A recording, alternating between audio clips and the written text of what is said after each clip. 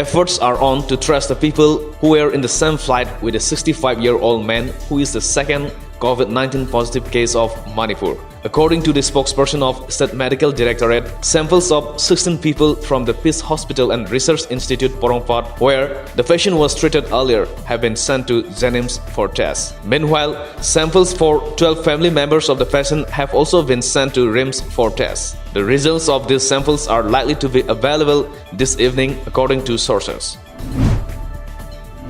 The novel coronavirus has infected over 1 million people globally and led to more than 53,000 deaths. The United States recorded 1,169 COVID-19 fatalities in the past 24 hours. The grim record was previously held by Italy, where 969 people died on March 27 last.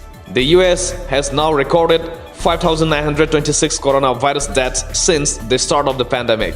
Globally, Italy still has the highest total death toll, with 13,915 dying of the disease, followed by Spain at 10,003. That is roughly a quarter of the more than 1 million cases reported globally. Prime Minister Narendra Modi today asked Indians for 9 minutes of their time at 9 p.m. on Sunday, April 5, to end the darkness of COVID-19 by lighting candles or flashing torches and mobile phones from their houses. The Prime Minister, while addressing the country via a video message, lauded the discipline exhibited by Indians during the 21-day lockdown imposed by the government to check the spread of coronavirus. He also said that the way Indians paid gratitude to people fighting against COVID-19 on March 22nd has become a model that is being emulated by other countries.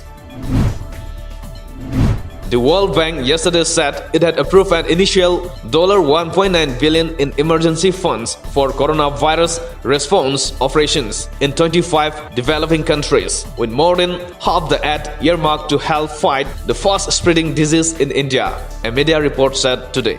Action on projects in scores of emerging market countries is expected in the coming days and weeks, the World Bank said.